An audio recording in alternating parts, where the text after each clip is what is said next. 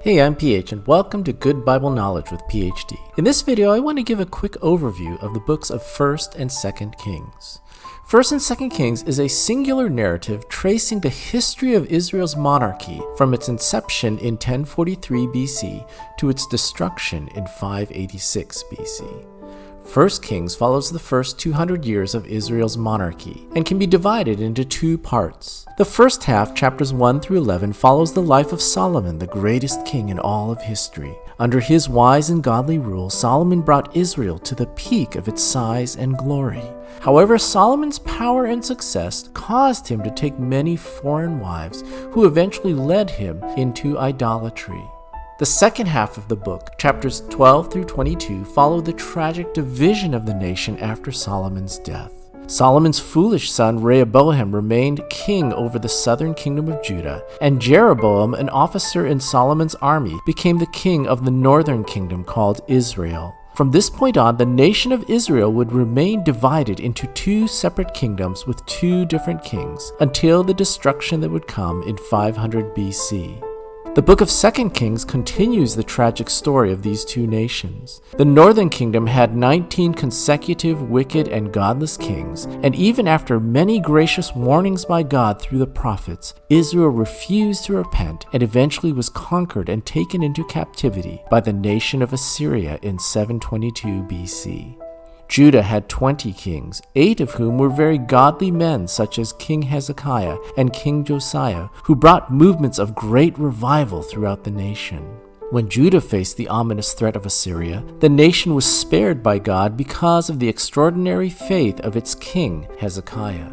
In the end, however, Judah continued in disobedience and idolatry, which led to its conquest and captivity by the nation of Babylon in 586 BC. In both of the nations of Israel and Judah, we see the great mercy and faithfulness of God as he continued to send numerous prophets to call the people to turn from their wickedness and return to God. In this, God was willing to restore the nations and bring blessing and peace. However, after several hundreds of years and repeated warnings, both the northern and southern kingdoms persisted in their stubborn rebellion and eventually suffered the consequences of their actions.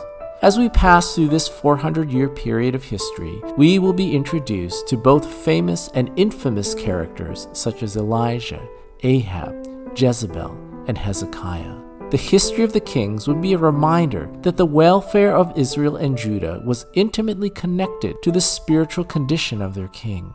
When a king repented and turned the nation towards God, God would respond with blessing and peace. But when successive kings continued in the path of rebellion and disobedience, the nation lived under a curse. Ultimately, the books of 1st and 2nd Kings tells the story of a God who is incredibly patient and gracious towards a holy, sinful people. Many of the prophets whom God sent to warn his people were imprisoned and killed by the very people they sought to save.